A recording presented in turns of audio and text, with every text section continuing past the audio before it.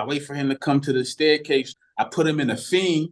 So I'm yoking him up though, bro. My dude grabs the chain, snatches it off, and runs with it. But he already knew it was me though.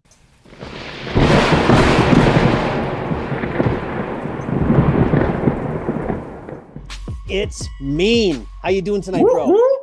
What's good, brother? How you, man? I appreciate this opportunity, bro. What's good, man? Yo, Mom, still, what up, though? Before we get into everything, why don't you tell us exactly where you come from? Well, I'm originally from Haiti, but I was born and raised in America. Came to Brooklyn when I was young, but pretty much raised in Queens, Jamaica Queens. Oh, that's dope. So much culture down in Jamaica Queens, I imagine. What was it like growing up there? Well, when I was young, when I first moved over there, when I was in third grade, it was a little mixed up. It was like predominantly a lot of Italians over there, and it was a couple of black people. But as I got older, a lot, you know how it is, a lot of white people move out, a lot more black people move in, and it just became pretty much like, I don't want to say little Haiti or little island though, but it's pretty diverse now though, man. Don't get me wrong. But you have Asian people, Hispanic people, black people, but it's mostly a lot of Caribbean people. Oh, nice. When I think of like New York, I think of like these areas with a whole condensed population of, say, people from Haiti, people from China, all living relatively close, grouped up together, like little Chinatown, little Haiti town. Is it like that for real there? But I mean, when I was growing up, that's how it was though. Like if you go to one neighborhood, it'd be predominantly like Puerto Rican. You go to another neighborhood, it'd be predominantly Dominican. You go to Chinatown, it's like 99% Chinese. You go to this part of the neighborhood, it's black and yeah, yeah. But right now I'm seeing it's they mixing it up a little bit more now though. I'm pretty much seeing like when I went back home, it's a lot more Hispanic people over there than before.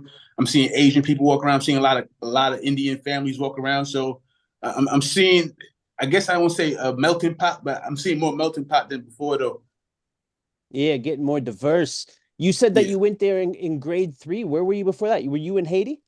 No, I was in Queens, but I was in Cambria though. I was in Cambria for a year. I stayed Oh, with my aunt and my grandmother because for the most part, my mother had to work and my father had to work. So my grandmother and my aunt raised me for a while, but most for the most part, my grandmother raised me. Yeah, for most of my life, to be honest, most of my youth. well, that's right on. Actually, I'm same similar kind of similar thing. When I came to where I live now, my mom sent me to come up live with my dad. Didn't work out that way. Ended up living with my grandma, his mom, and she pretty much raised me for as a teenager and getting me out of Yeah, jail and shit like that. yeah. Do you got brothers and sisters?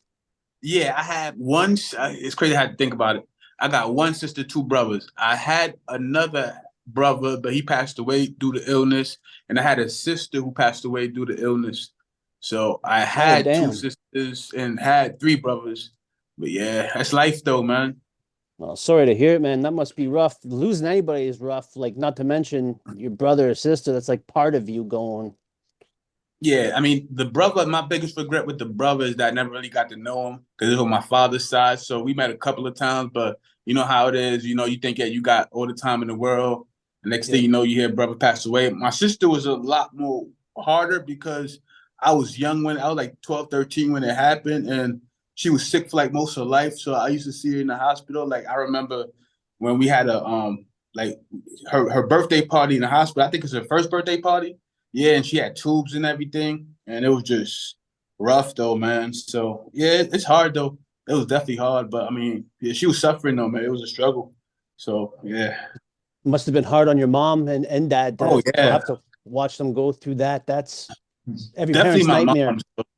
Definitely my mom's. My father's not really that emotional person though, so I don't know how he felt. I'm sure he felt something, but my mother really, like, you could tell, like, it really, like, could have kind of, yeah. Destroyed her, probably destroyed her inside.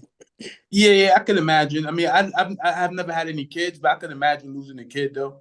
You know, no matter how you lost a kid though. That's why I feel something when people talk about dead people mothers though and stuff like that, because that mother had a kid, or that kid, had a family though. At the end of the day, no matter what he did in his life, he's not here no more. So let him rest in peace. That's how I feel. Yep. Yep.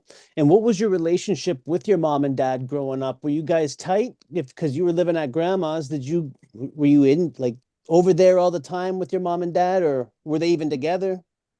Yeah, well, they didn't separate till like when I was like in high school though, like probably like 16, they didn't separate. For the most part, when they moved to Rosedale, they had bought a house. So when they moved over there, most of the family moved over there with them. So it's like a whole bunch of us living in that house, but gradually everybody got their own spot and stuff. So it was cool. My father is like, I mean, I love him. I love him. Yep. I can say that. But do I have like to have a relationship with him? Like, where I mean, we did things when we were like little, you know how things, but like overall as we got older, it's kind of like different people. That's all it is. It's nothing like crazy. My mother, it was cool, but once I started getting older, started going to school, I started getting a little rebellious, though, doing what I want. She's a woman, so I'm trying, do my thing. It's like, you just kind of get a little the rebellious mode. That's when you start doing the stupid shit, trying to fit in, trying to, get in with somebody. It was a rough go. It was definitely a rough go. And I'll say this though, to be fair, I mean, parents all they do is they just care though. They don't want to see anything bad happen to you. They don't want to see. I mean, sometimes the way they go at it is, isn't the way you should go at it sometimes because you're gonna force somebody to just rebel and do what they want to do. But overall, they just mean well though, and because of my family and because of what they would tell me, it always kept me to a point where I would never really go too crazy though, because I never wanted to deal with the consequences and stuff of doing certain shit. And speaking about that rebellion, how old were you when you started getting yourself into shit? Like high school, 'cause I used to get beat up too. It's crazy though, like from third grade to like ninth grade, I was getting in fights all the time, but I was getting beat up too. And I was a herb. I ain't gonna lie though. I was a punk. You feel me? But I used to get picked on and shit all the time though. And it was just kind of like, but I used to fight too. So it's kind of like I get picked on. Some people I was scared of, and some people I would fight. You feel me? It's kind of weird. Like some people I was just scared of, and some people I would just fight. Whether I was fighting for my sister, I was fighting for myself. It was just always fighting. Junior high school was pretty bad though, because I was getting in fights in junior high school all the time. I mean, but then again, a lot of shit probably my fault. I had a little mouth on me though. I talk a lot of shit. So, and I was Mm-hmm. doing that too, though. I ain't going to front. So it probably pissed people off. People wanted to beat me up. You know how it is. People start saying shit about you. So rather than be a little bitch about it, you start roasting back. And then sometimes people can't handle it though. And it just be like that though. I wasn't doing bad shit, but I was doing like stupid shit. I guess it's like around 16, probably 16, 17 and shit That like that. teenager shit. That That teenager teenage, shit. yeah, that's all it was. Yeah. In your neighborhood, were you part of a set? Were you clicked up? How did that go? Now you know what's crazy though. The whole time I never got with any clique in my neighborhood. I got it with clique outside my neighborhood. I don't know why. I was always different though, bro. I always wanted to be different. It's crazy how shit works because I love my hood to death because the hood made me who I am. But when I was young, I really ain't like nobody. You feel me? So it's kind of like because everybody, it's like almost like we all grew up each other. We all grew up fighting. So it's like it's still a little shit, but it's still that respect though. Because when it's all said and done, when I needed the hood held me down. So I'm always gonna love my hood at the end of the day. I was down with a little clique when I went to high school, like my senior year. I got with some shit called LF, Long Foundation, and some shit called MOB. And like little like cliques from Jamaica, but it was like mostly from Baisley though, America around that area though. Like my hood is mostly like at the time was mostly like Crip and LB fam. Shout out to all the Lost Boys, shout out to all the looks in the hood. But that's pretty much what it was. Did you actually get yourself put on then the set?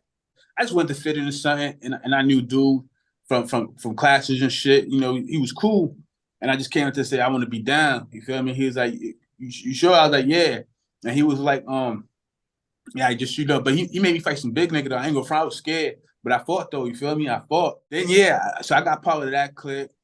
I did some stupid shit though, bro. I ain't gonna lie, just trying to fit in, and I regret it though. Trying to show that I was cool. They had asked me to do something. There was a dude, but I knew him. He actually from my hood, which is kind of crazy that I actually robbed a nigga from my hood on some Oh, on some dumb damn. shit though. Yeah, in a way though, bro, it got me kicked out of school. What happened was he had a chain though. He had a big ass chain, and so he was working the whole way. I had just got down with them and shit. So they were like, "Yo, go get that chain." I was like, "I bet." I can't say no because I don't want to look like no bitch. But where I fucked up was I had a bright yellow ass coat that you don't had a bright yellow ass coat. I don't know. I mean, I'm new to this shit. This shit ain't, this ain't really me, but I'm just trying to, show that I can do this shit. And then I had a bright yellow ass coat. I wait for him to come to the staircase. I mean, around the staircase. I put him in a fiend. So I'm yoking him up though, bro. My dude grabs the chain, snatches it off, and runs with it. But he already knew it was me though. So yeah, so that caused a whole bunch of shit. So they asked me, the school asked me who was the person with me. You know, I'm not telling shit. I'm not saying nothing. I'm just saying I don't know what happened. But there was other students who snitched and told. You feel me? So when I had came back, at first they tried to yoke me up, talking about I snitched, but I didn't snitch. I didn't say shit. Cause I'm getting kicked out of school for this shit. They was even gonna fucking lock my ass up. But the only reason they didn't lock me up because my mom's came to the school. She paid him, I think, like 300 for the change just to keep me out of jail. So yeah, that shit kept me out. That shit got me kicked out though. So I went from that school to I went from literally that school to like 2, 3 high schools in like 2 months. Cause I went to another school. So, we cutting school, we chilling. You feel me? I'm trying to sneak back into school. And these niggas saw me, so I'm trying to get out. Police stopped me. So I'm making up some dumbass. I made up some stupid story. I don't know what I made. I said I was playing dice with somebody. I said some stupid shit. They see my record from my other school. They're like, yo, we gotta get this nigga out of here ASAP. And I was even a bad kid. So then I had to go to alternative school though, bro. Like, the niggas that don't listen and all the bad kids and shit. So I graduated from there. How far through school were you before you got kicked out of your first school? Senior, bro. Senior, really. And I mean, it's even harder once you get kicked out. I think it's inevitable that you're going to get kicked out of more because now you got to fit into another strange place. People are picking on you, like you're defending yourself, the new guy. Like, is that something like, did anything like that go down? My ass got jumped. Oh, shit. Oh, real? Take us through that. What happened? But it's like a month or two in though, bro. What happened? I was repping that LF stuff, long foundation, but LF is not something recognized. Like my hood's not LF. LF is like a South Side, like Baisley type, where it came from over there. We got something called Jamaica Avenue. We got a whole avenue. That's where all the high school people, all the kids. That's where most of the shit happens. I used to chill over there all the time. That's where everything went down for the most part on the Ave. And like after school and shit like that. Like that's where the niggas was fighting, niggas was shooting, all that shit. You feel me? Some blood nigga though, bro. I guess he just came home from prison. He ain't like me though, boss, for whatever reason. I guess I looked like a bitch to him. I don't know what it was, but he was just fucking with me. So I'm trying to just leave him alone and move away. But he's saying, where you from? I said, I'm from Rosedale. So once I said I was from Rosedale, these niggas run, oh, you from Rosedale, nigga? Like, you feel me? Or some like, fuck you claiming LF and you from Rosedale. Some birth like, who put you on? So I'm answering the questions. I ain't if I'm running my mouth a little, you gotta keep it, you feel me? So I get away from them. I go to the terminal, the other side where I'm on my way home. There's a McDonald's right there. I'm walking to the McDonald's. I get out the McDonald's. I see him and 2 other dudes, and they walking up to me, and the dude's pointing me out to there. It's him right there. So I ain't gonna front. Dude was kind of keeping it cool though, bro. Asking me questions. I answer questions. I was getting a little hot. I ain't gonna lie. I was definitely hot. I was definitely running my shit, running my Gibbs, whatever like that though.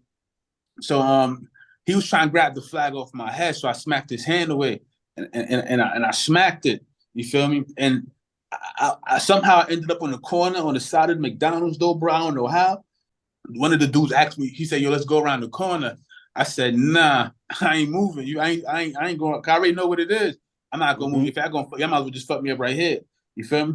But I don't know what happened. Next thing you know, one of the niggas just rocked me though, boss. Like rocked me. Broke my nose though, boss. I was just fucking dazed. I'm feeling like 50 punches at the same time though, boss. I don't know where they coming from. And next thing you know, I'm just dazed though, boss. Just beat up on the Ave though, bro. And niggas snatched the flag off my head, of course, though, bro. But what's crazy about that situation though, boss, after that, a day or two later, I went to school with one of the niggas. Actually, the nigga that really beat me up, I went to school with that nigga. But when he seen me in school though, he was like, yo, you good, you under me. You feel me? So he gave me that respect. Cause and said you under me now. You feel me? Said you good. But it took me getting my ass whooped though. But it is what it is. You feel me? You got that respect from him. Was he known for being a goon too? Oh no, he's a hood nigga, man. I never really knew him because I just, I went to Martin and there was another school, so I was just kind of new in that area, so I didn't really know much. But I could tell that he was definitely an official though. He was definitely a real dude. He was official, 100% official. If you're snatching rags, then yeah. Yeah, but that shit was, they got me though. I ain't gonna with my eye. How long were you in that school for the, I guess, the troublemaker school before you graduated? Shit, probably like 6 months to a year. I don't remember because I only really did 6 months extra high school. Because most people do like a year extra. I only did 6 months. I ain't gonna front. Whatever they did, however they had it, that should definitely help me. Because if I had to go through a regular school, it would probably take me like 2 years just to get a regular. Like it wasn't gonna work. I was just no fucking way. Bro, there was one point though, boss. I literally just fucking cutting school every fucking day, boss, just to see if I could get all Fs, my nigga, just to do the shit, boss. I didn't even give a fuck. I was just literally cutting school, either going to play video games or playing basketball, though, bro. Do you have a plan for when you were done? Well, I actually went to college though, bro, for like a year and a half. So I went to criminal justice. I was trying to be a lawyer. That's what's up, man. That's what's up. Yeah, bro. I bullshitted that, bro. The first 6 months I did all right. But once I started hanging out with niggas though, bro, it was a wrap. Niggas was bullshitting. Niggas was worried about bitches. Niggas was fucking with bitches. Niggas was doing everything other than school though, bro. Like I messed up I took 5 classes in one day thinking that shit was sweet. But I didn't know it was gonna be a lot of work. You feel me? Yeah. So that shit went to shit. And then I was just worried about hoes. I was chilling. We was smoking. Niggas was just worried about shorties though. Bro, I remember, bro, it was so real. I remember me and my homegirl, we went, I think I had met her at the bus stop. I think we went to the same school or something like that. But yo, we had a bottle of Haitian rum, Babaku. Yo, we was getting lit on the bus on the way to school though, bro. She got so drunk they had to take her to the emergency room because she was fucked up. Yeah, there was times I was passed out on the train, going to school, after school. I was like fucked up, bro. I just used to get like just do dumb nigga shit, bro. Like school wasn't for me though, bro. School was never for me, to be honest with you. I don't have the patience and the time for it. I really don't care for it. It's just not. I'm not saying nothing wrong with it. Don't get me wrong. We just not for my personality. It's not for me. Yeah. Did you ever think about finishing that criminal justice? Maybe doing it online or something? Nah. No, that's in the past now, eh? Yeah, I wanted to be a rapper after a while though, boss. I was getting nice because at first when I was rapping, no one wanted to listen to me though, bro. It was crazy how that shit works. Like I used to spit for my dudes, and they used to listen to me, and they'll ignore me. You feel me? But I knew I started getting nice though, bro. When niggas stopped ignoring me and start listening to me, I focused on rap, on this gangster shit. It just things started. I wasn't happy though, bro. I was getting angry. I noticed I was angry. The shit was just going like, yo, my life was just pretty much it was just fucking going crazy though, boss. Cause I'm not a fucked up person, so I never try to rob nobody, steal from nobody. It was more like I'm trying to do it the honest way though, bro. But it's like I just do dumb shit though. You feel me though, bro? I'm not saying I don't do no illegal shit, but I'm just saying that I'm not doing anything like I ain't bodying nobody, nothing like that. Yeah. When you were growing up in Queens at that time, was it fucking mad violent out there, like mad gang wars taking place at the time, or what was that climate like at that area? Around my time on the avenue, the last year I remember, and it had nothing to do with me though. It was on some like, it was like different neighborhoods in Queens. Like the avenue was right there, so everybody click up. Or it's like New York at the time was super blooded out, so it was a whole bunch of bloods on the avenue. So sometimes some Crips would come out there. They knew you was Crip, they violate you. But there was some gangster Crips out there that would come once in a while and wreak havoc though. You feel me? Or sometimes I remember there was one time years back, I wasn't there though, but some blood kid got shot and killed in front of the McDonald's. The one I got jumped in front of though, man, they shot and killed him over some crazy shit. He got killed in front of his brother. His brother dropped the gang and everything. So it was crazy. I don't think it's as crazy now though, because there's so much police over there now that there's so much police over there that it can't get the way it is. But it used to get bad. It wasn't that much police like it was back in the day. It got bad though, bro. People was getting cut. Niggas was getting shot. I mean, I never seen no one get shot out there though, but I definitely see niggas get cut. Definitely see niggas get jumped. And how old were you? Like, how long did you live with your grandma for? How old were you when you left there? Left there as far as now my grandma my grandma came to live with my mom, so my grandma was living with us too. So she was pretty much there. She lived over there. I think I pretty much lived with my grandma for the most part till I was about like 16, 17. But my grandma was like real old school, old fashioned. She didn't want you bringing girls in the house. I used to have to sneak girls in the garage. I remember one time though, bro, I ain't gonna lie, and she was giving me head in the garage, and I didn't want to sneak her in the crib. To my grandma, I know how my grandma is. You know, she old fashioned. She from the island. She gonna dead that shit early. So I had to try to sneak her in the garage. I ain't gonna front. She wasn't like a pretty chick. She was definitely blubber, but it was still the blowjob though. You feel me? So that was cool. So she was giving me a blowjob. We heard steps toe coming, right? I'm like, shit. So my grandma coming in and she's like, "You go home." And then the girl started leaving crying. I'm like, but yeah, it got to the point after a while, I just stopped listening to her though, boss, and just start bringing chicks to the crib. Like, fuck it, you ain't gonna tell me what to do. You feel me? I'm gonna do what I want to do, honestly. Yeah. So I'm not saying I'm not. As I say, I can be hard headed though. I'm just passionate. After what, you know what it is? I feel like sometimes you gotta get some kind of leeway or some kind of pass, because if you don't, people just gonna do what the fuck they want after, you know, because you're not giving no pass, you're not giving me no kind of leeway, you're not working with me. So I'm gonna say, fuck it, I'm just gonna do what I want to do. Yeah. But our elders, they didn't grow up like that. It was this way. Exactly. And that's why I understood though, because my family came from a different background. They came from the island, so it's a little stricter. I understand that now. I personally wouldn't do it with my kids, but I could see some of the benefits from some of it though. But I also see some of the negatives from some of it too though. But overall, everyone just does what they know at the end of the day, though, you know, what we do. And even having kids, you'll never know. You're always gonna make mistakes, especially with your first one. Me being my mother's firstborn, I'm sure she can say she made some mistakes, but she learned from it though. And she, like I said, I love my mother to death, great woman. And if it wasn't for her, I wouldn't be having this opportunity right here, you know. So I love my mother to death. You feel me? Have you ever been to Haiti? No, never been No, to eh? Haiti. But I was Okay. born there. It's crazy. Born there, never been there. Mm, that's one spot I'd like to check out No, you sometime. don't. She's mad violent. I see these Yeah, no, you motherfuckers. don't. They're taking their AKs and shooting at the airport and shit. Yeah, yo, bro, you couldn't pay me to go there right now, though, boss. I swear to God. Oh That's why I don't yeah. want to get in no trouble. 'Cause I'm really not American right now, so I'm Haitian, so I can't get in no trouble. They'll send me back. Yeah. I ain't got no family. I ain't got nobody over there, though, boss. I'm pretty much food out there, instant. Feel Oh me? So yeah. I never thought about it that way. Yeah, that would be a rough fucking go get deported to some place you've never fucking been. yeah, Damn. with no family, all my family out here now. Most of my family out here, the ones that matter. That'd make for a hell of a YouTube channel, though. Keep If I that could live, content coming. if I could live that long, bro, Yeah. let me rob. I think I'd be robbed on site. I don't even know Yeah. how I get a computer over there with a Yeah. bullet in my hand. So growing up, did you ever get yourself put in the jail or anything over any of your Oh yeah, I've been in jail. delinquencies? Well, I've been in like jail, like bookings a couple of times off weed, plenty of times, off running my mouth to police. Niggas beat me up. Or fucking running my mouth to bouncers. Niggas choke me out. I could be an asshole. I could be condescending, especially if you're getting on my nerve. Cause really, I'm doing it. Cause I really want to fuck you up. But I know I'm not stupid enough to put my hands on you and lose my shit. So I just take the L. But I'm really letting you know how I feel. I really know I can't put my hands on you though. Cause if I put my hands on you, you're gonna violate me. So yeah, but yeah, like little booking shit.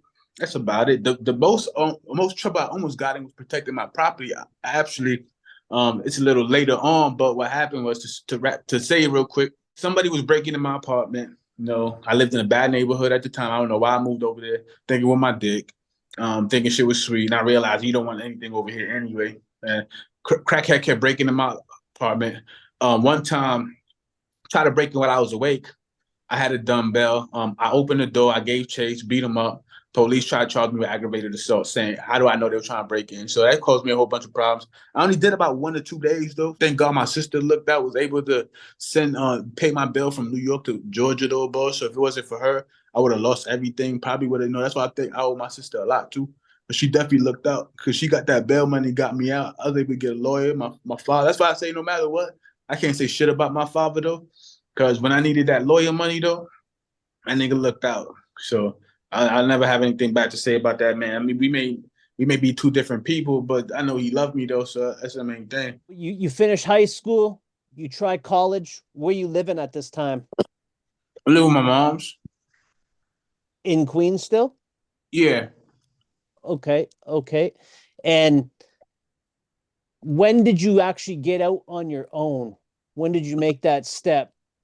I would go try to make it. Shit don't work out. First time I went to Pennsylvania with a friend. That shit ain't work out. Second time I went to Philly this time. I tried to go through the shelter, get apartment through the shelter system out there, which everything worked out for a reason. You know, something happened in Haiti where my mother was in Haiti at the time. There was a big earthquake in Haiti. My mother was actually over there, and I thought that she had died. So I went back to New York at the time. and stayed over there. Another time, the most recent times though, I had went to Douglasville, Georgia. I had went to Georgia. Actually got a job. Was there for 6 years, but I just felt like I just had that urge to like really just start following my dream though, bro. Because what happened was I was trying to be a rapper for so long. I went to Georgia to pursue the music thing. Somehow got stuck at a job. Said I was gonna do it temporarily. Until I get the music shit popping. 6 years later, you know how that works. You still there? They talking about making me a manager and all that shit. And I'm like, yo, bro, I can't do this fake shit, man. I just couldn't be myself. It was retail. I couldn't be myself. I don't like people talking to me any way they want to. I remember I told one dude though, boss, he was running his mouth talking about you got a bullshit job. And I was like, bro, even my bullshit job, you'll never be as man as me though. Some just little slick shit though, bro. But it is what it is. But I came back to New York. I just wanted to regroup, regress, and just focus on this YouTube shit.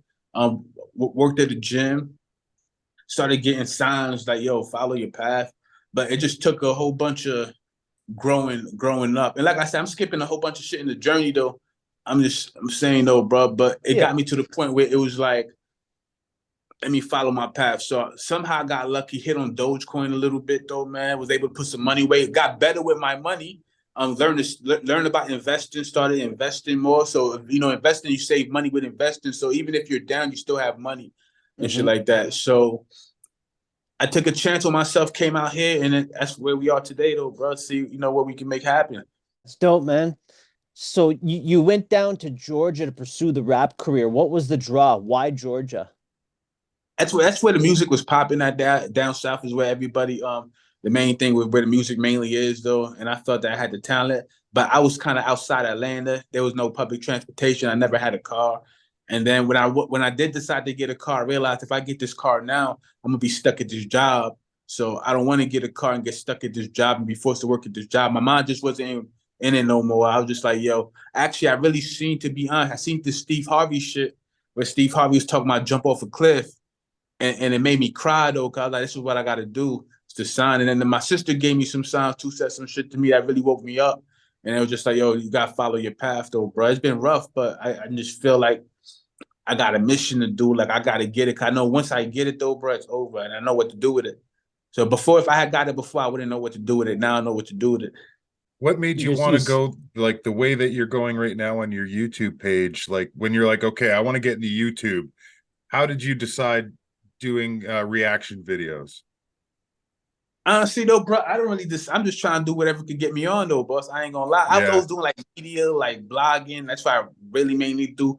I initially first wanted to do an advice channel on YouTube and really a fitness channel. Like to this day, my ultimate goal is to start this fitness channel called Meen Fit. I just have never been able to get to that point where I can really get where I need to go to really, you feel me? Cause I feel like I want to be the part and play the part before I can teach. If I'm telling you how to do it, I gotta look the part.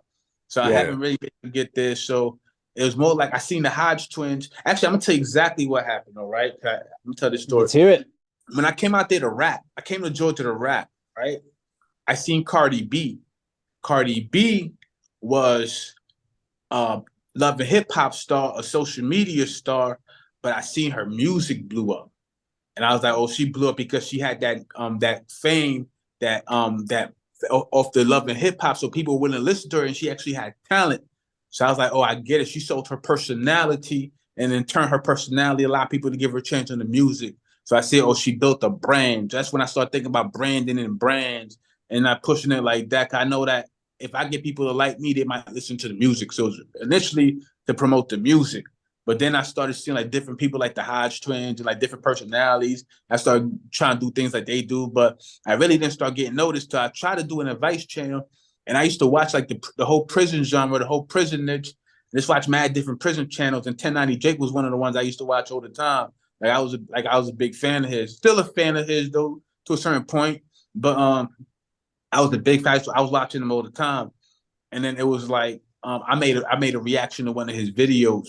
And then it started getting me attraction. Then I talked about another YouTuber called Savage Studios and started getting me a little attention. So I was like, you know what? Rest in peace. Yeah, rest in peace to Savage Studios. So it started getting me attention. So I started thinking like, you know what? Cause I seen the rapper Fabulous roast people online, and they got pissed off. But I was like, he was just doing comedy. I was like, let me do some comedy with some of these people and roast them. But then I realized how sensitive they were, and it was giving me headaches and problems. So it's like I started getting pushed towards the prison niche. And due to the fact that I was trying to get away from the prison niche, what I would do is over the time, I would be like, say I have a whole bunch of videos that get a whole bunch of views. I'll delete them because I don't really understand how the algorithm works. I don't understand. I think I understand how YouTube works, but I really don't. I'm learning the hard way because I didn't realize how don't delete your videos, especially the videos that have a whole bunch of views, because it's going to drop you out the watch time. It's going to fuck your channel up. And I did it so many times over the years on my channel because I always felt like I didn't know what direction to take because it's confusing because this video might do good and this video might do good, but they're two different things. So I didn't really have no direction because I didn't want to go back to the prison niche because I felt long-term there was no benefit to it. The main niche I wanted to get into was the hip hop blogging niche, but it's a lot harder to get into because it's more saturated. So it was like just trying to get into that shit, thinking that I could finally get in it. I'll delete the prison videos. I'll delete the YouTuber videos with a whole bunch of views, then it'll drop me out the algorithm. Or I'll do a whole bunch of lives, and I'll be like, yo, I've been a little extra on these. And then I'll be like, but then I started looking at it like, yo, bro, I'm doing the same shit over and over again. It's sabotaging me and messing me up. Why am I doing it? Then I realized I got to stop doing it. So no matter what I say, just stick with it. As long as YouTube says you can say it, you can do it, let's continue to do it. So, even though it's taken me a long time, I feel like I grew. I learned. I ain't really had much help. I ain't have no one. I ain't been on no super, except Seti Nash. Shout out to Seti Nash. Shout out to Nate Dogg 916. Shout out to everyone who's happy on their channel. But it's just been a grind though, bro. But I never gave up, never quit. I believe in what I'm doing. I know because if I didn't know what it was that was holding me back on the YouTube shit, I would have quit a long time ago. But if I know it's self-inflicted, then why would I quit? When I know that eventually the time is just gonna, the watch time is just gonna be made up eventually. You feel me? Yep. So it's just sticking out. But if I'm doing the same thing over and over again, then it's my fault. So I understood that, and I understand that now because I literally deleted 150 lives like a couple of months ago. That's a whole bunch of watch time. But I feel like my channel is better now because now it's a little bit more organized, a little bit more structured. I already know what I want to do. I want to do the reactions because I like reaction videos. Reactions are cool. I like doing the blogging. I like doing the lives. And I like posting viral clips. I try to post whatever's going to be entertaining, whatever's going to get people attention, whatever's going to keep them on the channel. I don't like doing the same thing all the time. I like doing different things, but now I'm keeping it more all together. So if you might like this reaction, but you might like this hip hop blog too, I'm not going to talk about things that's too outside of it where it gets, well, I'm trying not to, if that makes any sense. Yep. What do you think of more Black conservatives coming forward, like the Hodge twins? Like for a while there, it was like almost like the fucking urban myth. There is no Black conservatives. And then the Hodge twins come out and they fucking blew people's minds. And now you can see more people are starting to speak their mind. Did that have any impression on you? Like how they were just so outspoken with what their beliefs are? Oh no, because I didn't start watching the Hodge twins during the political stuff. I started watching when they doing the fitness stuff. But when they started doing political stuff, I wasn't watching it though at the time. I haven't been watching them for a while. As far as my opinion on it, I feel like the media plays a big role in what people believe, and you're not going to tell me what to believe because you say so. And history of like I could speak about Donald Trump, right? Black people supposed to hate Donald Trump. My thing is, before the media portrayed that he was racist, he was working with a whole bunch of Black people. He was doing a whole bunch of business with Black people. So now out of nowhere, he's racist. You feel me? And then it's like you're spewing that he's racist. And let's be honest, the people spewing that he's racist are probably racist themselves. The whole fucking Senate probably, I guarantee they probably got a whole bunch of people that say nigga behind the scenes though, boss. Let's be honest. You feel me? So it is what it is, but he's a businessman. I get what he did though. He's seen that these poor white rednecks who hate Black people are gravitating towards him, and they're going to be a big ass vote. So why not sway them to get that vote? Because at the end of the day, I need their vote no matter what. If I don't need the Black vote, I need their vote. You feel me? So I get it though, boss. And I get the wall shit too, though, bro. I'm not saying he's meant the wall. I don't know what he said about the wall, but at the end of the day, there is a lot of crime and drugs being traveled back and forth in this country. There are some good Mexicans who come here for safety, and I feel bad that they get thrown in the same situation. But there are a lot of drug dealers also putting a lot of drugs through these. And I think a war will make sense if you could stop half the drugs from getting in there, half the crime and violence. Why not?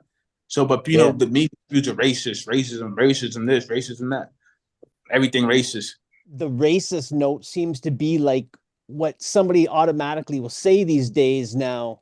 If you don't have the same agreement as them, if you have a different mind state as them, they always say, oh no, that's racist, even though it has nothing to fucking do with race, what you're saying. But that just seems to be like the go-to attack move these days now. And then one person says it, then everybody's saying, oh, this person's racist, this person's racist. Like Donald Trump, he was on fucking Method Man's album, you know, like fucking. Yeah. But people are going to say what people want to say. Yeah, I mean, don't get me wrong. I'm not going to wear a MAGA hat outside. Yeah. But I think after this, people are going to probably want to vote for Trump after this whole Biden situation. Or I think he's more likely. I think his popularity is probably through the roof right now. I imagine so. Like, I don't know. We're in Canada, so it's a total different I was thinking that too. Total different set of politics, but still, like, all the stuff we see online about Biden and how people are upset with the way he's gone and shit like that, and the way that the country's been on decline. It's happening here too with our guy, and there's got to be a change. There's got to be a change sometime soon. Biden calls Canada China. Yeah. Yeah. So let me ask you guys, what do Canadians think about Americans though? Like, you just in general of Americans? Yeah. I mean, man, my entire life I've just been absorbing American content. Like, I don't watch Canadian content. I feel like I'm like living in America because everything I consume is American. I go across the border, go to Duluth. You know, if anything, all I'm noticing is a lot more variety in snacks. You know, like it's yeah. You guys got some cool snacks down there, man. But you guys are. Yeah, we're right on the border of Minnesota. Like Minnesota's like 10 minutes from us. So that's what's up. Yeah. Okay. Yeah. But I mean, I think like when I think of American or America, I think there's probably, you guys are probably some of the most patriotic people, like towards your country, your flag, you know, like the pride. You could be fighting each other, but at the same time, you still, you know, you love the country and you're really ultimately on the same side, just disagreeing. Yeah, that's crazy you said that, because I ain't gonna lie, before, I don't think I would ever fight for America. But now, though, bro, if America went to war, though, bro, I'd definitely be like, I mean, if it came over here, though, I ain't going over there. But if it came over here, though, man, I'm definitely with, like, yo, you guys ain't gonna take over shit. No, we gonna fight for our country. We gonna die for this country type shit. Cause we not gonna let no foreigners take over. So that's what I'm on right now. I wasn't on that before, but yo, man, this country, listen, there's racism everywhere though, bro. There's no denying that. But this is one of the best countries in the world as far as opportunities to be in though, bro. And if you're not taking advantage of these opportunities, that's your fault. Yeah. And you know what? The racism in the States is more prominent there than the racism is here. It's not the same level. It's not like that up here. It's just a total different apples to oranges with that. Like I don't know anybody that's openly racist, but then you go on YouTube and you see fucking these KKK motherfuckers and shit like that. Like, it's not like that up here. It's just because we're so mixed. We got so many different fucking nationalities up here. You're born and raised with it all, so it's just normal. Oh, but racism is alive in Canada. It is. Yeah, I mean, racism everywhere. But I think that if you put yourself in situations where, like you just said, it's diverse, it's a melting pot, though, man, you got different people growing each other. That definitely helps the racism a little bit, though, I feel. Because if you're just in an area where it's just predominantly like 99% white, and then all you watching the media about black people is this and that, or you're in a situation where you might have been assaulted by a black person, you might hate all black people due to what what you've seen, rather than knowing that there's some good black people out there, you know, who will treat you like family. and vice Yeah. versa. It might be a black Yeah. person who ain't been around white people who might think all white people are racist and have hate in their heart, or they might have had a bad experience with a white person and assume all white people are evil. But then might have a situation where a white person might save their life. I had a white family let me spend the night. They didn't even know me from a can of paint. I went to this chick prom from Boston. I went from New York to Boston on a prom. They know me from a can of paint, but let me spend the night at their house. You feel me? So I was like, that's what's, and was respectful, was cool. So I mean, that's why I never look at race though, bro. I always judge people based on people, man. Yeah, man. Same. As a black man, have you experienced it though? Of course, definitely. Now Speak on it. I've had a Speak on police that. officer whoop my ass in the way, but he hit like a bitch though, so it wasn't nothing. I remember one time when I was living in Douglasville and I was working overnight and I was headed to work, and this was kind of weird. So it was like I see police cars stop in front of me and stop, and they stopped me. I said, Eddie, they're okay. They said, where you headed? I said, I'm headed to work. A couple of minutes later, I see like 3-4 cars pull up on me. So I'm like, what the fuck? So I'm keeping it cool though, because when I'm not gonna make I already know what it is. I'm very happy police officers whoop my ass, running my mouth, so I don't run my mouth to police no more. And I just like, officer, are you gonna arrest me for something I ain't do? At the end of it though, bro, they just pretty much let me go and shit. Said that somebody was robbing houses. I don't know how I could be robbing shit. I mean, on my feet. I mean, without carrying shit. But I don't know. Another time when I was young, I was headed to the mall, bro. I mean, I was looking like a little goon little kid. I ain't gonna front, but these niggas just out of nowhere, D just pulled up on me, stopped me out of nowhere, start frisking me though, bro. Put me in cuffs, frisk me, check me for shit. All I had was money for a video game, boss.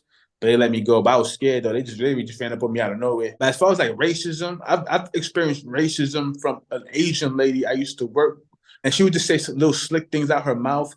I don't remember. Only thing I remember her saying was, all black people are stupid. But she used to say like little slick shit like about black people. But that's the only thing I can remember from memory. I never had no one call me nigger though. Never heard that. But I just had actions that you could kind of tell is like, oh, this person is racist. You know, Yeah. Yeah. When you were growing up, did your mother ever have a talk with you about being a black man growing up in America? Nope, because she never grew up in America. She grew up in Haiti, so she wouldn't know. Yeah, but they never had that talk. Nah, I don't think they were. Yeah, they definitely want to cry about that. Yeah. It was more like stay out of trouble. Don't do this. Don't dress like this. You know, it's extra shit. That's all it was. Yeah. So growing up, you move out on your own, and where are you living the first time you're out on your own? I was in Douglasville. I had got my spot. I was able to get a spot out there, but after that whole case situation, I stayed with my cousin for a little bit. And I had my own little spot. Was that where that crackhead broke in? No, the crackhead didn't break in my cousin crib. Nah, the first time I was out there, I had my own spot. I had it for a year, but the lease was over. Once the lease was over, that's when I moved to the area where the crackhead was. The first area I moved in was actually kind of nice. It was a little mixed, black family, white family. It was actually a nice house. I don't know why I did what I did. I guess I wanted to be around the hood a little bit more. I ain't gonna front. But that experience showed me that I ain't trying to be around no hood, to be honest with you no more though, boss. I ain't get no love out there. It was like, new face. Yeah, no love. Plus, I'm not really a talkative person. I'm grown. People might think I'm police. I don't know. I guess I got that police demeanor. So I guess it's what it is. So it was hard though, bro.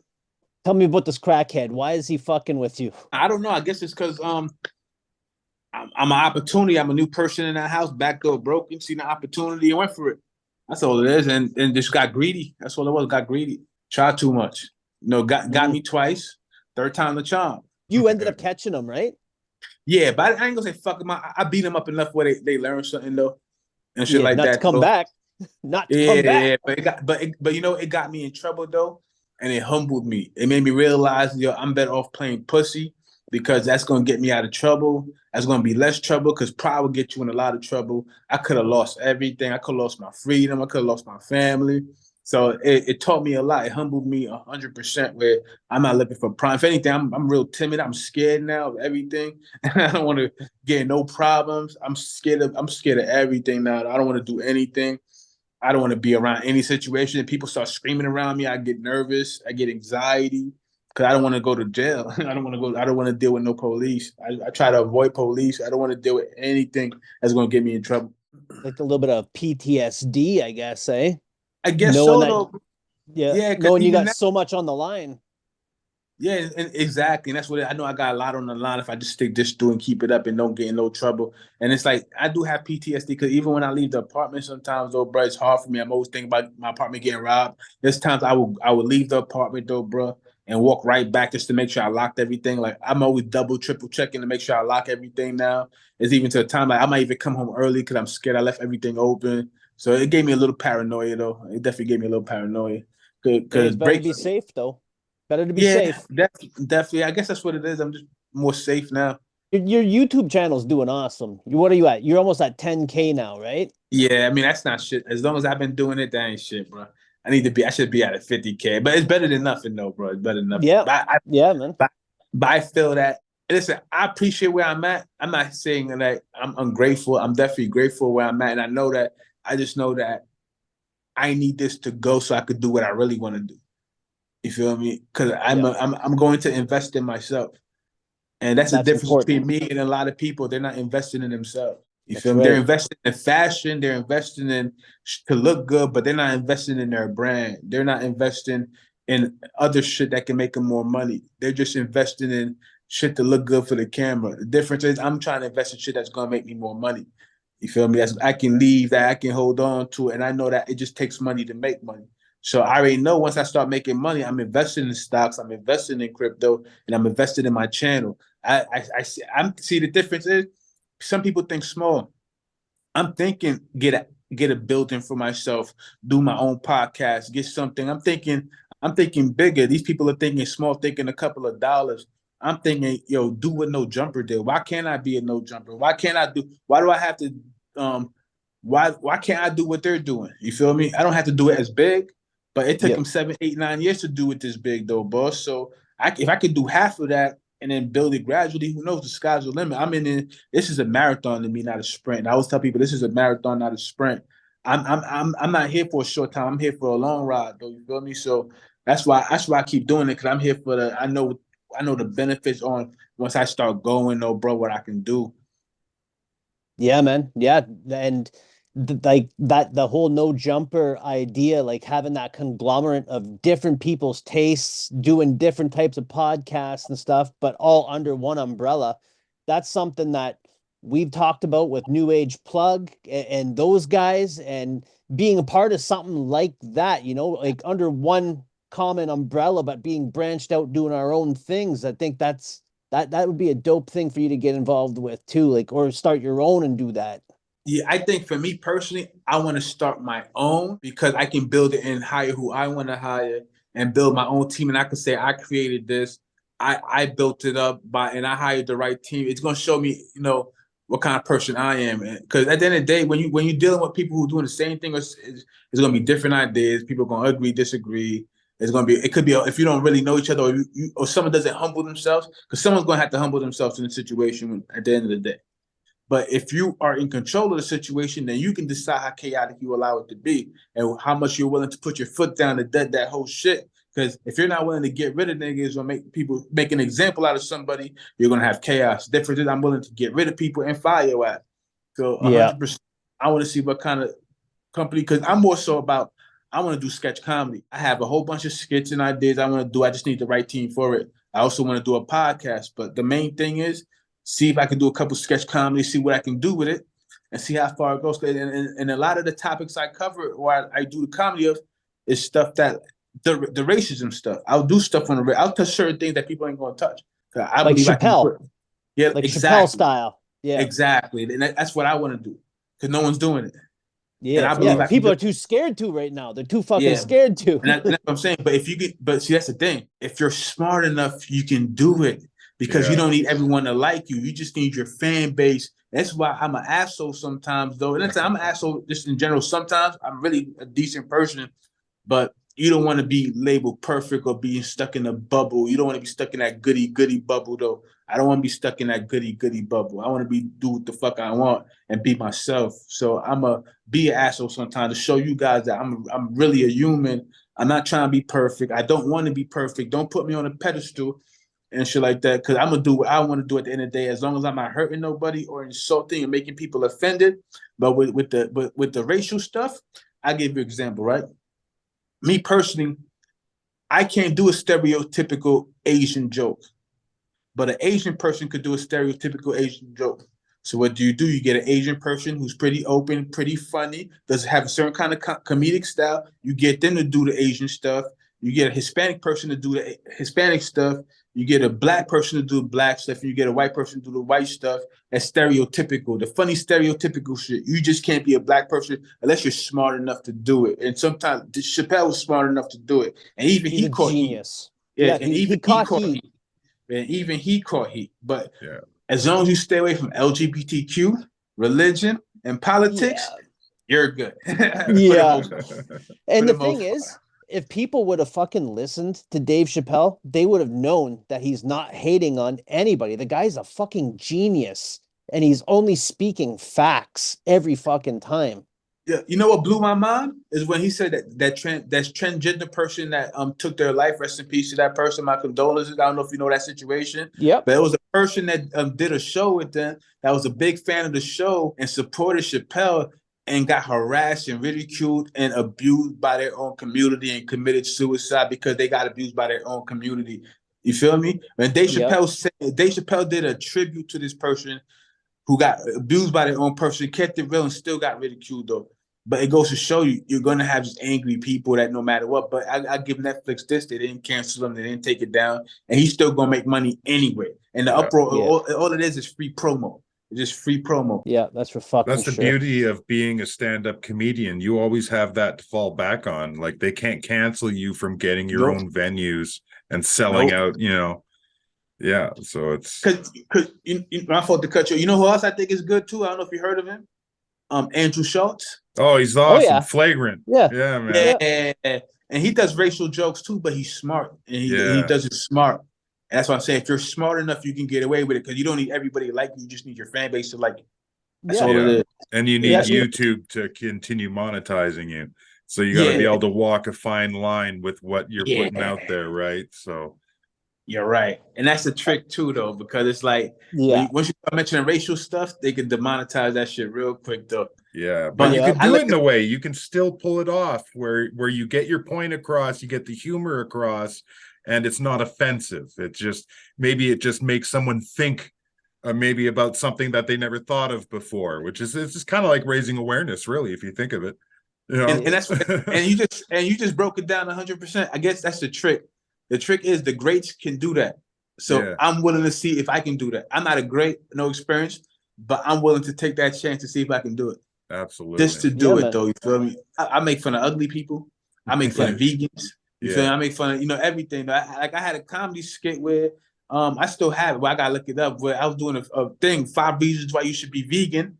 And I'm giving people 5 benefits of being vegan while eating chicken. You feel me? But I was promoting veganism, but I'm eating chicken the whole time, though, bro. But I'm trolling them, but I'm promoting veganism. That's what I say. You guys got to be creative with it. You feel me? Yeah, that's good shit. That's good shit. Before we tie this up here, who are you beefing with on YouTube? You got any fucking enemies out there, or anybody you just like to give shit on? Like, I seen you had Milk on. You had Milk on not too long, but you had Static with him at one point, right? Yeah, Milk is my son. He's your little boy? Yeah, that's my little boy right there. It's my son. It's like that. So sometimes the little riff with daddy and kid, you know how that is. But you smack them around a little bit, you get back in place, and everything is good though. You feel me? But seriously though, you know what it is? Like when I first started doing it, Milk was coming up though. Milk used to watch my channel, and I used to do reviews. So Milk hit me up, told me I would do a review of his channel. At the time, Milk used to say the N-word a lot, and I gave my opinion on that. And I'll say this though. My opinion on that is nobody should be saying it, no matter what. And if you're gonna persecute white people for saying it, persecute everybody else for saying it too, because everybody's saying it. And that's how I feel about it. And his situation is a little different. He grew up around nothing but black people, so he's heard it his whole fucking life. So I'm not gonna judge him on that though. You feel me? That's what I said. And then Milk is just mad emotional though, bro, and just started becoming like it's just weird. But I get it though. It was just weird. Like sometimes it'd be cool, and he just be on some female shit sometimes though, bro. Like just wanna. But I never hated Milk though. I'm actually happy for his success. I'm happy he's doing his thing. I didn't see it coming initially, but it worked like that. I didn't see 1090 Jake blowing up that big neither, but it happens though, bro. So Milk showed me to humble myself. It took a lot of humility for Milk to even do it. He didn't have to do it for me. I appreciate him for that. That was definitely a good look. He was doing it for a good look. Like I said, he didn't have to do it. So shout out to Milk 74. I appreciate that though. Shout But out as far as Milk. beef YouTubers right now, I'm not really beefing with nobody. I do have strong opinions on certain things. Like I've been real critical of the whole no jumper situation. But Yeah. as far as like beefing with anybody, the truth is, it's not personal. I'm just doing a job. They do it to me too. If I had a name, I just don't have a name, so they don't give a fuck about me. So my problem is I get labeled troll. I get labeled troll channel. I get labeled all this and all that. But I'm doing the same thing these big ass channels is doing. The difference is the Yeah. numbers. So and that's all it is. I get it though, bro. I do the same thing too. It's all about the numbers, so I don't take it personal. But at the end of the day, it motivates me because I know like I'm gonna catch up to you niggas. I'm gonna shit on some of you niggas, but I'm gonna show love to some of you too though. And I know at the end of the day, I'm gonna do it to some channels too. You can't help everybody. You can't hold everybody to show everybody love. But it's like sometimes you just gotta whatever motivation you can use, and sometimes you just gotta be brutally honest for the content. I can't baby shit and think I'm gonna get views. I gotta be brutally honest for what I see though. So it's never personal. The truth is, I'm happy that everyone's doing their thing. It is what it is, I guess. I don't know. But it's like I don't think about it outside of YouTube. I don't think about it outside of YouTube. Some of these motherfuckers, they live off of it. Like it's in their head rent free, day in, day out. It's like they become emotional about it. But yeah, you got to separate the two, real life and then YouTube. Two different fucking things, two different avenues. Yeah, because it's not real life. I mean, it can be real life. You can make it real life if it gets too serious, but to me, it's not that serious. I'm really thinking about it. To me, it's how to make money. I need to make this money. I'm on this grind. Like I don't think about none of this shit. I don't think about no Lupe. I don't think about nobody out of this shit once I get off this YouTube shit.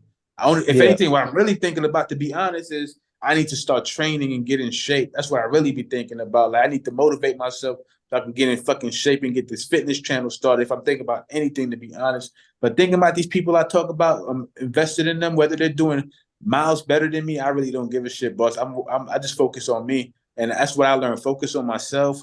I work on myself. That's all I can control. I can control anything else. All I can do is continue to improve myself, take this opportunity I have, put my trust in God first, and then see what happens, man. Yep. Yeah, man. And you said something earlier about showing that you're human. And that's exactly what this channel is. Like, it's just showing people like the person behind the character. Like everybody's got a story. Everybody came from somewhere. Some people went through some hard shit and they have stuff that they could teach others, and people can learn from that experience, or people can relate to that experience. And that's what we're trying to do. When we had Milk on, I didn't want Milk. I wanted Robert. I didn't want the character Milk. I wanted Robert on. And that's what we got. Like we got into some deep shit, and people could see the human, the real person that's in there, you know. Same with we had 40 Glock on, and we had Compton Menace on. Those two motherfuckers hate each other. But I showed the person behind them, behind that fucking name, behind the character, you know. So it's a little bit of a balance, but it's just something that we're trying to do, show the person behind it all. That's basically the motivation of this one here. Yeah, because you know what it is? Because at the end of the day, a lot of bloggers, we're passionate people, and sometimes we put our emotions on our sleeves. I'm guilty of putting my emotions on my sleeve too, and I'm guilty of being petty. I'm not gonna lie, I am super petty. Sometimes I do say mean shit on videos for whatever reason, but sometimes that's how I really feel. But sometimes I try. But I always say this though, I do give people their flowers though, man. When you do good, I'll tell everyone that you do good. When it's something good, great about you, I'll give you that praise all day. But like at the end of the day, if they were on the other foot, they'll do the same thing to me though, man. So it's nothing. I know I got a lot of flaws, so I know it's coming. So I understand that since I'm dishing it, I gotta be able to take it because I know it's coming. Especially if you're going into comedy, motherfuckers, it's gonna come for you. They're gonna come for you. I already know, bro. It's gonna be rough go. Yeah, but you just gotta stick to that vision, man. You guys gotta stick to it and just tone them out, or use what they say as a little bit of constructive criticism and build off it if it's legit shit. Like if somebody's saying, "Oh, I don't like him because he's black," well, fuck him, you know. But if somebody's giving you legit criticism, something that you can work with, then you could build off that and put that in your next act or your next skit or something. It's just a matter of being able to tune out the bullshit and use the real shit, is what I think. Anyway. But you know what's crazy though, bro? it's like the skit is just the beginning. The ultimate goal is to write a movie. I'm more of a writer than anything. I just want to act too, because I just feel like I can act. Because acting to me is all about emotions. If you can manage and control your emotions, you can definitely act. Because sometimes you Yeah. got to act scared, but half the time you really don't give a shit. You feel me? Or sometimes you have to act like you're happy, but you're really miserable. So you feel me? So, but if you can do all that, and it takes a little practice, it's just mastering your emotions. I want to see for myself. I'm not gonna say I'm gonna be Denzel, but I like shape, become a sex symbol or something, though, man. Or I might just want to. I'm really low key thinking about this OnlyFans money too. I ain't gonna lie. I'm thinking about there's so many different opportunities in this world. I do care what some people think. I don't care what everybody thinks. But I'm starting to get. But when you stop caring, though, bro, you do get a little colder, though. So it's making me a better person, but making me a different person, though, in a way. Nice. Yeah. Yeah. That's good, man. That means that you're evolving and you're learning from your experiences. It's what we got to do as humans. Yeah, yeah. I just ask God to give me the opportunity, man, and make this channel pop and see what happens, man. Absolutely. Before we close out, we always ask our guests to give a bit of a personal message to any of the youth or anybody that can relate to your story that may be going through something right now or just needs something, just needs a hint of that fucking positive motivation. For anybody that's listening right now, what would you tell them? What do you got for them? Don't be scared to jump. It's gonna be rough when you jump. You're gonna hit some rocks, like Steve Harvey said. But if you stick it out, you might be able to fly. You might fly though, man. You just got really jump though, man. I know some people are scared to jump. We got bills and all that though, man. But in order to accomplish your goals, you gotta change yourself though, man. The you are now will never get what you need to be, but the you can be can accomplish a lot of things. It's just what are you willing to sacrifice to get what you need. I'm not saying as far as people, and sometimes it might have to be people. It might have to be the closest people to you. It might have to be the things you love to do. It might have to be the things you love to eat. But what are you willing to sacrifice to be great? Because there's a reason there's only 1% of great people out there because people aren't willing to sacrifice. And if you really believe in yourself, sometimes you gotta be realistic too. You gotta be honest with yourself. Because if you're not honest with yourself, you will never accomplish shit. Honesty with yourself is most important. Learn to know yourself, learn to love yourself, be honest with yourself, and better yourself. And then learn through your mistakes because you have to make those mistakes. Without those mistakes, you ain't gonna learn shit. You need the experience, build experience, and just stay positive, man. Just look at the glass half full and the sky's the limit. Don't ever let no one limit you. Don't ever let no one tell you can't be great. Whether it be your mother, your father, your sister, your brother, your uncle, your best friend. Anyone that tries to limit you, stay far and clear away from them because they're not here to help you. They may think they're trying to help you, but deep down they're confusing you. But it's going to take a lot of sacrifice, a lot of balls, and a lot of discipline to accomplish your goals, though, man. It may take you years. It may take you overnight. Don't worry about what other people are doing. Focus on yourself and not what other people are doing. And learn how to save money. You can't do shit without money. It takes money to make money. You need money to do shit. I don't care what anybody says. You can get shit done for free, but you still gotta pay your bills. Or just there's no excuses. 24 hours in a day, guys. You have no excuses. It literally takes 20 minutes to make one video a day. If that's the route you want to take. But with anything you want to do in life, it takes practice, it takes work, it takes consistency, and it takes change. You have to be willing to change yourself. You have to be willing to hold yourself accountable, and you have to be willing to work on yourself in order to accomplish your dreams. And trust me, you'll start noticing the difference. You'll start seeing the signs, and then once you start seeing the signs, just follow it. And even when you make those mistakes, keep going. Never give up. Don't give yourself a cliff.